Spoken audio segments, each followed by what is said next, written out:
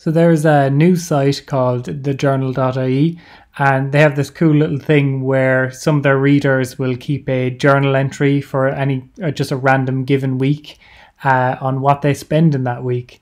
So I just thought it'd be a fun little series to kind of go through some of them and kind of pick holes in their spending, see where they could improve on their budgets and things like that. So this week we've got a 43-year-old software technician on 35k a year working from home in Dublin.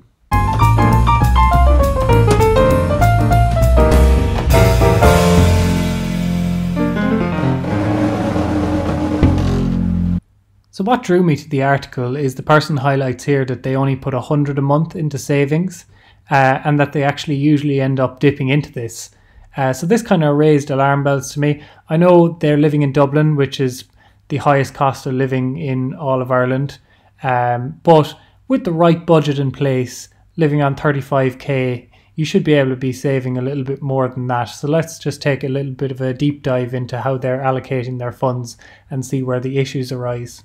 So what we're working with here is a 35k salary, which works out at €2,346 take-home pay.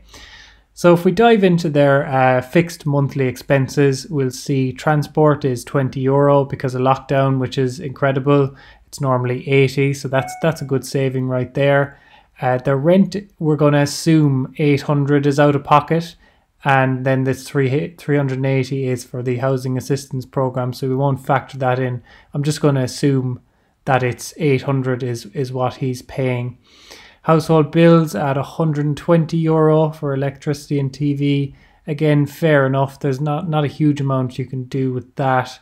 Phone bill 20, again, fair enough. Groceries 250 plus seems very high. So I'd probably be looking to reduce that a little bit. And then car loan, of course, we've talked about this on the channel before, how I feel about car loans.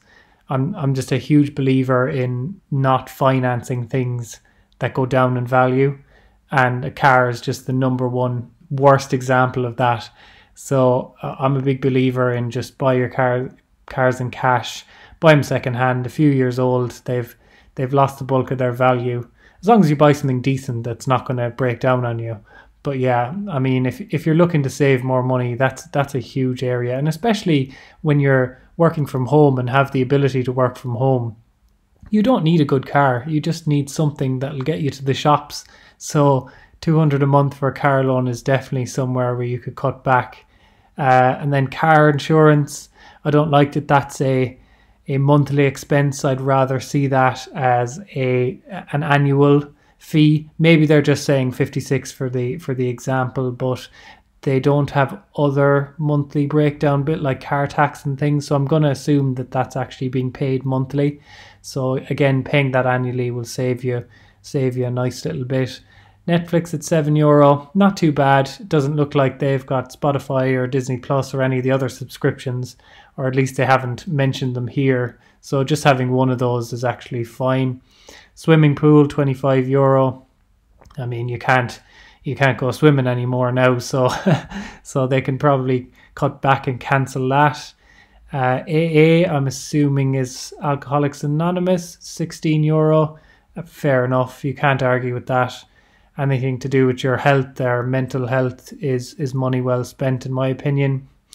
And pension's interesting at €85, especially when their employer pays another 85, because normally when that's the case, it's done off of your gross salary before your take-home pay, but they've got it factored in here that it's coming out of their net pay, which is strange.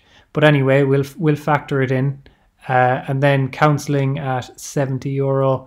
Again, the same as the AA. Anything to do with mental health or physical health is money well spent, in my opinion. So that's fair enough. So now let's just go through their kind of day by day on this given week and see how they're doing with their money. So on Monday, they spent €0. So Tuesday is a bit of a different story. €50 on father's birthday gift, fair enough. Got to look after the family. €16 on cigarettes. We'll address that later on in the video, where I kind of go through the budget and see where there are areas to cut back on. And then €2.70 for bread. Tuesday's total, €68.70. And then Wednesday's an interesting one. He shops in Aldi, which is great, a discount store, and buys $24.57 worth of food, but he states in the article that a lot of this is food that he doesn't actually need, and that's very important for later on. Total for Wednesday, $24.57. Next is Thursday, where he goes to the shop and gets petrol, milk and cigarettes. Again, another cigarette purchase, all adding up, and then later in the day he buys €5 worth of ice cream. Thursday total, €42.80. Then it's Friday, where he spends €20 on phone top-up and €10 on beers. Not too bad on a Friday, but if that beer purchase is more frequent, and that starts to add up. Friday's total, €30. So for the weekend, he spends €60 on food shopping and another pack of cigarettes. He spends €20 on bingo tickets and €13 on a takeaway. Weekend total, €93. So from the fixed expenses that he provided and going off of his weekly spend this week, I've kind of done a bit of an estimated monthly budget here on what his current spending indicates. He also says in the start of the article that he only manages to save 100 most months and dips into it very often. So I think this is a fairly accurate representation of what his spending will look like. And you can see here that he's saving about $253 a month. So I've been probably too conservative on some of these guesses. But here you'll see on the right, I've made just some minor modifications. Some more drastic than others, in order to really increase his savings rate, because he said that he's been renting now for 13 years. So I feel like a goal of his is to eventually get on the property ladder, and I think following this kind of a budget will get him closer to that goal. So we haven't touched his rent, as that's actually a very good price for Dublin. There's not much you can do about that. Transport as well, €20. You couldn't go any lower than that really. And bills we haven't touched. Groceries we've taken down from €280 to €200, which I think is fair. You can see from his kind of sporadic spending that he goes to the shop a little bit more often than he should.